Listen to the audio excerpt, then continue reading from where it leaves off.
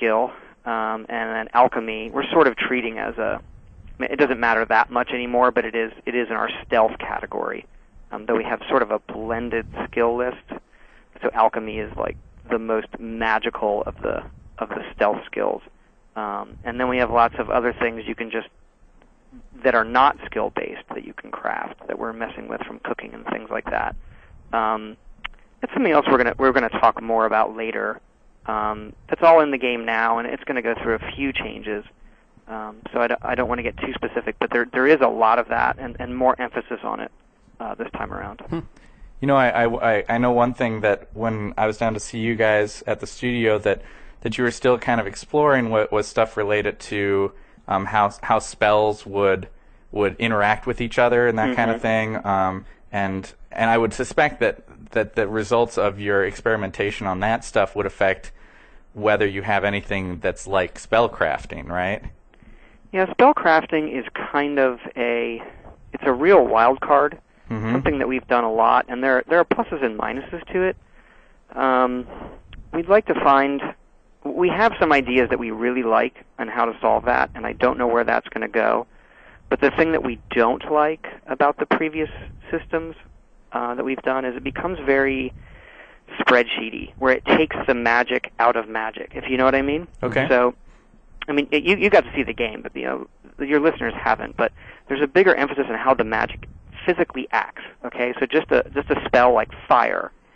There are different spells for how the fire moves, like putting it down like a rune that explodes if you'll walk over it, or fire you can spray that lingers in the ground like you're spraying a wall, and you can spray the ceilings and it's there, or fire that travels like a flamethrower out of your hands, or a fireball that you charge up and throw and explodes at a distance. So, you know, our main goal is to make magic feel like this arcane, powerful thing. And once it goes into a spreadsheet in the game where you can just say, I want something at this distance and this power, it removes the illusion of like how this stuff actually works. And so we have some ideas of ways around that, but we don't know where those are going to go yet. We do have the benefit of we're really, really happy with how the magic plays in the game, both visually and mechanically, and then being able to do it with both hands, that there are opportunities there for combinations and things you can do without getting into the spreadsheet aspect of it, which I do know some people like, but it does take away from the impact of the spells that you're finding and mechanically how they work, if that makes sense. Yeah, I mean, it actually ties back to something you were talking about earlier, which was, you know, you've got, like, within the one-handed skill tree, you've got these different perks for, like, maces and axes and swords and so on. Within the magic system, is it kind of similar? Is it by school that you're perking up, or is it individually, like, I've got fire spells and I'm going to perk the fire spells? Well, there's the skill destruction, so that covers like a category of spells, and then within destruction there are perks for fire-based spells. Right. You know, so people see, okay, we've removed mysticism, but that's just a label, right? Those spells go into other skills, right, and then it gets deeper within those skills. The easy thing for us, going back to the previous conversation, is to just add more skills. That's actually a lot easier, because in the old games it's just a skill and a number. There wasn't really, we didn't feel there was progression. And what we really want is you really feel like you're getting better in this particular skill. And perks are the main way we do that now. I think the game right now has like 280 perks, if you include the ranks. So it's a lot. Yeah, that's crazy. So even a character, sorry to jump in, even a character that raises all of their skills to 100, and they're played and they're like level 50, they've only got to pick 50 perks out of that too. They're very different characters. Yeah. And a lot of the power is in the perks, as opposed to the raw number of the skill. There's still some power in the raw number of the skill, just not as much as there used to be. That stuff has moved into the perks. Got it. That's cool.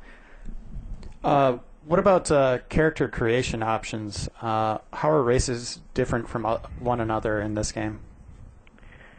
So the main decision you make in the beginning is what race you're going to be, and that comes with, so you no longer pick a class, you just pick you basically in the beginning pick what you're going to look like, and obviously the race is a big part of that, and that comes with certain skills increases. So certain races have different skills that are higher to start with, and then they also have either spells, depending on what race you picked, and or racial abilities. And I don't quite want to get into exactly what all those are, but that's how it works. Sure. But I mean, from what I recall, the big distinction between Skyrim and Oblivion in regard to the character creation stuff is that you just don't have a class when you start out, right? Correct. So you're kind of a little bit more of a blank slate. Is that a fair description? Right. What we found in Oblivion, you start the game, you pick your race, and you play for a while. Our intent was you played for a while, you got to figure out some skills, and then depending on how you played it, was like a half hour, 45 minutes in, one of the characters asks you, okay, what kind of class do you want to be? Here's my recommendation based on how you've been playing.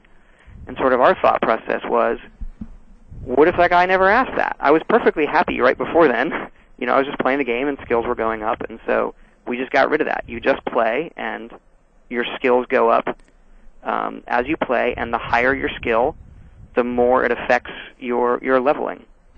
So it's a really, really nice, elegant system that kind of just self-balances itself. So what we found in Oblivion is people would play, and even though they played for a half hour and then they picked their class, it's still, in the scheme of the games we make, not enough time to really understand all the skills and how they work. So people would play, and the general pattern would be they play for like 3 hours, and then, I picked the wrong skills, I'm going to start over. So we got in this loop of, a lot of the feedback was, I played your game for 3 hours and started over.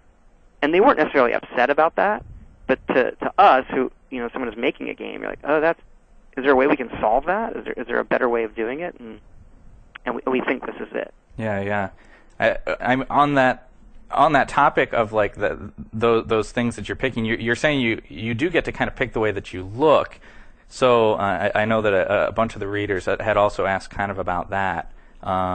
If I recall, you guys have some pretty robust tools in place this time around to even within a given race and gender to kind of really mess around with the way that you look, right? Yeah, we're really happy with how that's coming out. It's all new face system we did. And on one hand, you have less control than you had in Oblivion, but what you're doing looks cool. Yeah. Our joke was, Oblivion would have been better if we renamed the random button the ugly button on the face creator. Like that's solving it through design. Right. Like you just get these kind of doughy. We were trying procedural faces, and some of them are okay, and some of them go horribly wrong. So we've redone that completely, and with really, really nice results. It's something simple like a nose. When you go to make your nose, we have a lot of pre-built shapes you can pick from, right. And then you can adjust the size and position of that, as opposed to lots of fiddly sliders. And it just lets us sort of handcraft a lot of options that you can mess with that, if you just start messing around, you're not going to end up with something that looks bad. Do you know what I mean? So all the races look pretty cool and unique. That's awesome. And Todd, I read a lot about and heard a lot about the dragon language that you guys created and all that stuff. What are the dragons going to be like in the game? Are there going to be different types? Are they going to be kind of the hardest enemy that you fight? Will you be able to ride them at some point? Let's see, in order. There are. What are the dragons like? Is the first question, and it's kind of been a common question throughout the comments we got. That's a very, very general question, but I can tell you what we're going for is that if you're a fan of fantasy, you see a lot with dragons, and they've been a part of classic fantasy that we've never done. There was one that appeared in Redguard, but it wasn't done to the level that we would really want to see. And so we wanted to do them in a way that they were part of the world and put them on screen and fight them in a way that you conjure up in your head when you read fantasy, that you haven't really seen in a game. And that's what we're trying to pull off, that they are these fierce beasts, that they do become kind of boss fights, like a mix between a Big Daddy and a helicopter in Half-Life 2. And these things that you see coming, you're like, oh no. and so they are really difficult. Are they kind of Are they the big bads in this game? Are they the enemies that you fear the most? Sorry, go ahead, Runner. Are they the enemies you end up fearing the most when they fly down from the sky or whatever? That's the intent. Oh, yeah. And we had a lot of backup plans for them when we were developing the game, because when you deal with a creature that big and its AI and how powerful it is, how much can it fly? Can it land? Will it be able to do this? And we made a little team of people to work on dragons and put some of our best people on it, and they worked on it for 2 years, and and they really came out like we got to go past the list we had and then more. And we're just ecstatic with how they came out. They can dive bomb and breathe fire down a street. They can get on the ground and march around now. They can pretty much go anywhere, so we can call them and do random encounters with them. And when they come, they generally now in the game just work. We can throw multiples of them in a scene, and they just you can. When I get bored with the game, I just summon dragons and watch them terrorize the town. It's just it's always cool. There are multiple types of them. As far as riding them, I would not expect that. It's not something I see happening. It's kind of not how we're approaching them. First of all. Well, you could do that with the DLC, the How to Train Your Dragon. Yeah. They're not from everything you've told me about these guys. They're not exactly the friendliest sort. No. So no. Jumping up on one's back might not get the best results. No. Well, let me jump over for a sec. Another theme that kind of we're going through, as you can tell, some of the wider themes that showed up in a bunch of questions, and then maybe we'll have time for